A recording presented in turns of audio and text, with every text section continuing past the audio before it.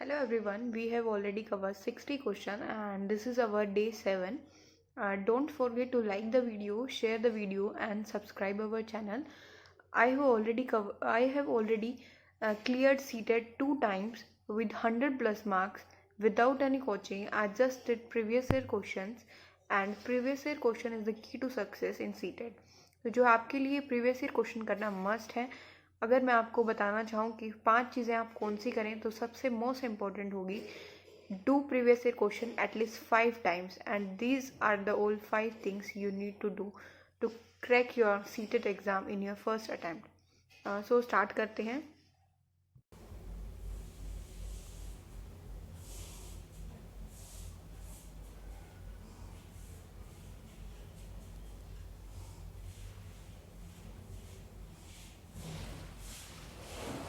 और first question is assessment. Assessment क्या है, मूल्यांकन क्या है? तो हम ऑप्शन सबसे पहले क्वेश्चंस को अटेम्प्ट करने से पहले अपने माइंड में 2 चीज़ें फिट कर लेना। सबसे पहले नेगेटिव ऑप्शंस और जिनमें ओनली वर्ड आ जाए उनको जो है हम तुरंत एलिमिनेट कर देंगे।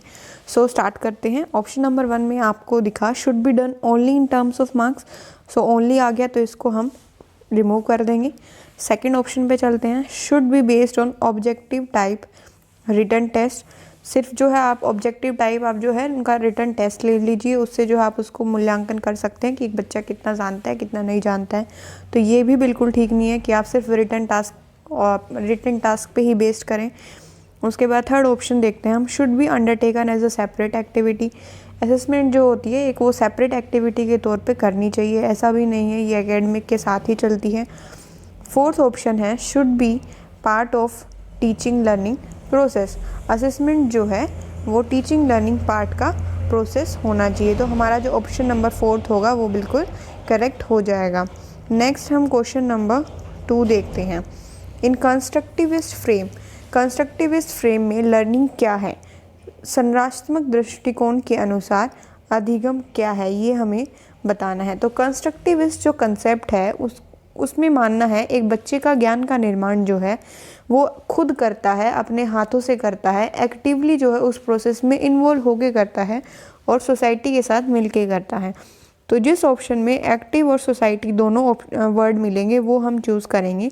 सो ऐसा हमने देखा ऑप्शन नंबर 3 जो है सिर्फ ओनली ऐसा ऑप्शन है जिसमें दोनों चीज़ों का यूज़ किया गया है। तो जो हमारा आंसर होगा वो हो जाएगा active and social in its character. Next question number 3 हम देखते हैं। When teachers have positive belief about students and their abilities, the students will।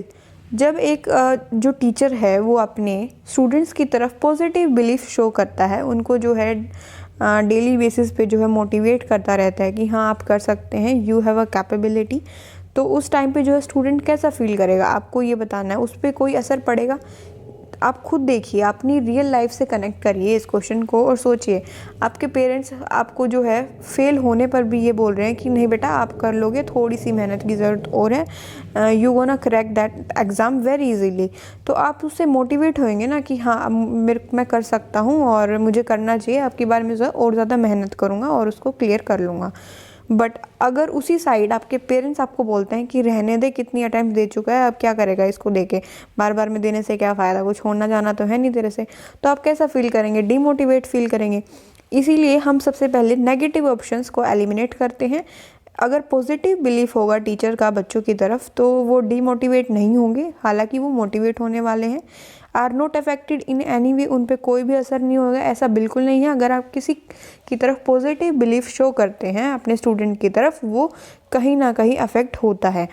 Third option है are eager and motivated to learn. वो जो है उत्सुक होंगे सीखने के लिए, मोटिवेट होंगे कि हाँ हमें सीखना है, हम कर सकते हैं। तो हमारा ऑप्शन नंबर जो 3 होगा वो करेक्ट ऑप्शन हो जाएगा। लास्ट में जो है आपने stop putting in an efforts, अगर हम पॉजिटिव बिलीफ दिखाएंगे तो वो एफर्ट्स ज़्यादा डालेंगे ना कि रोकेंगे एफर्ट्स को। तो हमारा ऑप्शन नंबर जो 3 होगा, क्वेश्चन नंबर 3 का आंसर 3 हो जाएगा। नेक्स्ट चलते हैं हम चिल्ड्रन एरर। जो बच्चों की गलतियां हैं वो क्या होती हैं? लास्ट ऑप्शन से देखते हैं, should be immediately corrected by asking them to do repeated practice, कि हमें जो है उनकी गलतियों को जल्दी से जल्दी रिमूव कर देना चाहिए और उनको बोलना चाहिए कि आप इसकी जो है रिपीटेड प्रैक्टिस करो। तो ये जो है एक रटने का पार्ट ही हो गया कि आप उसको रटा रहे हैं सिर्फ ड्रिल प्रैक्टिस करा के, तो इससे कुछ नहीं होता है। ये जो सिर्फ जो है उसके कंसेप्ट जो होंगे, जो उसका कंसेप्ट गलत है, जिस कंसेप्ट में एरर्स हैं वो ठीक नहीं होंगी, सिर्फ जो है उसमें वो रट्टा मेमोराइजेशन कर लेगा उस कंसेप्ट का। तो हमारा ऑप्शन नंबर 4 गलत हो जाता है। Reflect how careless children are, आप इसमें बता रहा है कि जो बच्चों की जो गलतियाँ होती हैं वो ये दर्शाती हैं कि बच्चा कितना केयरलेस है। नहीं, ऐसा नहीं है कि केयरलेस बच्चा जो होगा वो ही गलतियाँ शो करेगा, जो सिंसियर होते हैं उनसे भी गलतियाँ हो जाती हैं। तो हमारा ऑप्शन नंबर 3 भी रॉन्ग हो जाएगा। And option number 2 is are insignificant in the teaching learning process. जो बच्चों की गलतियाँ होती हैं उनका कुछ महत्वपूर्ण नहीं होता है लर्निंग प्रोसेस में, ये बिल्कुल गलत है। बच्चों की गलतियों से ही जो है टीचर्स को उनकी थिंकिंग का पता चलता है कि ये किस लेवल तक सोच सकते हैं। उन्हें जो है हमें as a part of learning लेना चाहिए, ना कि उनको इग्नोर करना चाहिए। तो जो हमारा ऑप्शन नंबर 1 होगा वो बिल्कुल करेक्ट आंसर होगा। जो बच्चों की गलतियां हैं वो एक अधिगम का ही भाग है, वो एक लर्निंग प्रोसेस का भाग है, और उनके विचारों में जो है हम एक अंतर्दृष्टि देते हैं, मतलब कि हम उनके विचारों को समझ सकते हैं कि वो किस लेवल तक उनकी थिंकिंग है। सो नेक्स्ट क्वेश्चन नंबर 5 है, use of methods where learners own initiative and efforts are involve is an example of. यहाँ पे जो है हम दो मेथड्स के बारे में डिस्कस करने वाले हैं। सबसे पहले हम देखते हैं लर्नर सेंटर्ड मेथड एंड दूसरा होता है टीचर सेंटर्ड मेथड। तो जो लर्नर सेंटर्ड मेथड होता है उसमें उस टीचिंग मेथड में जो है बच्चा जो है सेंटर ऑफ अट्रैक्शन होता है, सिर्फ बच्चे पे फोकस पूरी तरह से किया जाता है। बच्चे को जो है लर्निंग में एक्टिवली इन्वॉल्व किया जाता है, उसी के हाथ से जो है वो एक्सपेरिमेंट्स कराए जाते हैं और उसमें जो है बच्चा ध्यान से सुनता है, लिखता है, उसको फिर परफॉर्म करके दिखाता है। वो क्या होता है, लर्निंग सेंटर मेथड होता है। और एक होता है टीचर सेंटर्ड मेथड। इसमें क्या होता है, इम्पोर्टेंस रोल कौन प्ले करता है, टीचर प्ले करता है। वो एक्टिवली बच्चों को पढ़ाता है और जो स्टूडेंट्स होते हैं वो पैसिवली जो है ज्ञान का निर्माण करते हैं, मतलब वो सिर्फ जो है सुनते रहते हैं टीचर को और कुछ नहीं करते हैं, सिर्फ जो उसको रिटेन करते हैं अपने माइंड में। सो ये था। तो इस क्वेश्चन में पूछा गया कि जब लर्नर ज़्यादा एफर्ट लगाए एज़ कंपैरिजन टू टीचर से अधिक एफर्ट जो हैं लर्नर लगाता है तो उस मेथड को हम बोलते हैं लर्नर सेंटर्ड मेथड। नेक्स्ट हम देखते हैं क्वेश्चन नंबर 6।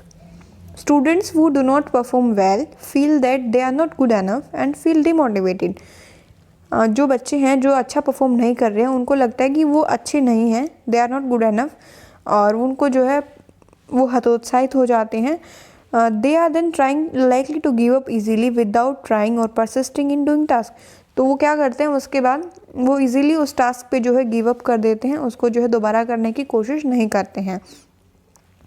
ऐसा किस टॉपिक से रिलेटेड है, एक बार जो है बच्चे के दिमाग में ये घुस गया कि मैं ये नहीं करने वाला हूँ, और उसके जो इमोशंस हैं, जो उसकी फीलिंग्स हैं, उसको लगता है कि मुझसे ये नहीं होगा। तो जो उसके कॉग्निशंस और इमोशंस हैं वो बिल्कुल जो है इनसेपरेबल हो जाएंगे। हम उनकी कॉग्निशन की वजह से, उनकी जो थिंकिंग है उसकी वजह से उनके इमोशंस को भी चेंज नहीं कर पाएंगे। तो जो हमारा आंसर होगा वो होगा cognition and emotions are not separable. जो कॉग्निशन और इमोशंस होते हैं वो सेपरेबल नहीं होते हैं, इसी वजह से जो है बच्चे को ऐसा लगता है कि मैं इस काम के लिए नहीं बना हूँ, मैं ये नहीं कर सकता हूँ। तो ऑप्शन नंबर जो 3 होगा वो बिल्कुल करेक्ट आंसर हो जाएगा। नेक्स्ट क्वेश्चन है, a teacher can encourage children to become effective problem solver by. एक टीचर जो है बच्चे को एनकरेज कर सकता है, प्रोत्साहित कर सकता है ताकि वो एक इफ़ेक्टिव प्रॉब्लम सॉल्वर बन जाए, वो किसी भी प्रॉब्लम का समाधान ईजीली निकाल पाए। वो ऐसा कैसे हो सकता है, देखो नेगेटिव ऑप्शन तो एलिमिनेट करने से ही सीटेट पास होएगा, ये तो आपने दिमाग में घुसा लो आप लोग। और इसीलिए जो है 7th के जो ऑप्शन हैं वो देखते हैं। ऑप्शन पूरी लाइन पढ़ने की ज़रूरत नहीं है, जो ज़्यादा बड़े क्वेश्चन होते हैं ना वो उतने ही ईजी क्वेश्चन होते हैं, ये आप ध्यान रखिएगा। आपने देखा ऑप्शन नंबर 1 में रोट मेमोराइजेशन आपको दिखा, इसको हटा दीजिए। थर्ड ऑप्शन आपने लिखा कि step by step solution to all the question in the text book, कि आप टेक्स्ट बुक में जो उनसे हर एक क्वेश्चन का स्टेप बाय स्टेप आंसर लिखवाएंगे। ये भी बिल्कुल गलत है। इससे जो है जो प्रैक्टिकल लर्निंग होगी वो नहीं हो पाएगी। फोर्थ ऑप्शन है giving them plenty of opportunity to answer similar kind of question from the text book. मतलब इसमें जो है ये ऑप्शन कहना चाह रहा है कि बच्चे को आप जो है बहुत सारे एक जैसे क्वेश्चन कराएंगे, मतलब सिमिलर क्वेश्चंस कराने वाले हैं घंटों तक, और उसको जो है अपॉर्चुनिटी देंगे कि आप ये क्वेश्चन सोल्व करिए। तो इससे क्या होगा, सिर्फ वो एक ही डायरेक्शन में सोच पाएंगे, तो ये भी गलत हो जाएगा। जो हमारा ऑप्शन नंबर 2 है वो बचता है, जो कि बिल्कुल ठीक है। Encouraging children to make guesses and to look at multiple solution to the problem। ये जो है बिल्कुल करेक्ट ऑप्शन होगा कि आपको क्या करना है, बच्चे को एनकरेज करना है कि आप अपने आइडियाज़ दीजिए और प्रॉब्लम को जो है मल्टीपल तरीके से सोल्व करके दिखाइए। हर एक बच्चा जो है उनका सॉल्यूशन अलग अलग होगा, आप सबके सॉल्यूशन को जो है अहमियत दीजिएगा। इससे जो है आप एक बच्चे को इफ़ेक्टिव प्रॉब्लम सॉल्वर बना सकते हैं। नेक्स्ट हम देखते हैं question number 8। The major proposition of Jean पियाजे थ्योरी इज़ दैट, जीन पियाजे की थ्योरी सबसे ज़्यादा क्या प्रमुख प्रस्ताव देती है, ये हमें इसमें बताना है। Option number 1 is children thinking is quantitatively different from adults. इसमें बोला है कि जो बच्चे हैं वो अडल्ट्स के कंपैरिजन में कम सोचते हैं। नहीं, ऐसा नहीं है, वो बिल्कुल ज़्यादा भी सोच सकते हैं, कम भी सोच सकते हैं और बराबर भी सोच सकते हैं। तो ये ऑप्शन हमारा गलत हो जाएगा। ऑप्शन नंबर 3 देखते हैं।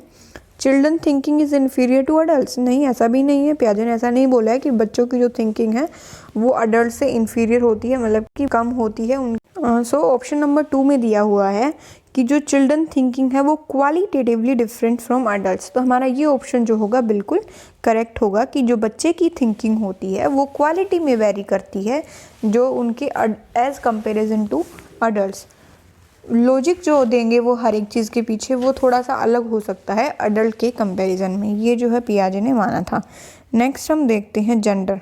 जेंडर क्या है, तो आप सबसे पहले ये देखिएगा कि जो जेंडर है वो किसने दिया है, वो दिया है हमारी सोसाइटी ने। किस बेसिस पे, उन्होंने जो है काम को कैटेगराइज कर दिया है कि ये काम लड़कियों के लिए बना है, ये काम लड़कों के लिए बना है, और उसी को जो है हम क्या बोलते हैं, जेंडर बोलते हैं। बट हमें साइंस ने क्या दिया है, साइंस ने हमें दिया है सेक्स, कि वो इज़ मेल एंड वो इज़ फीमेल, ये जो है।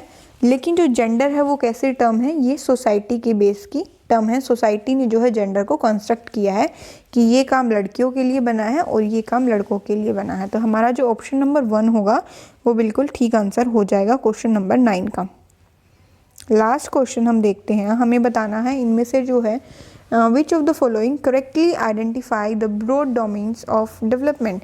इनमें से कौन सी जो है डेवलपमेंट के डोमेन दिखाता है कि किस किस क्षेत्र में जो है एक डेवलपमेंट होती है। तो हम जो है ऑलरेडी डिस्कस कर चुके हैं। फर्स्ट, सेकंड, थर्ड वीडियो में आपको मिल जाएगा कि टोटल जो है 4 डोमेन्स होते हैं। Physical domain, cognitive domain, social domain and emotional domain, जो कि हमारा है ऑप्शन नंबर 3 में। So that's all about today. उम्मीद करते हैं आपको ये लेक्चर पसंद आया होगा। अगर आपके सारे डाउट्स क्लियर हो गए हैं तो don't forget to like the video, share the video and subscribe our channel. Thank you and have a nice day.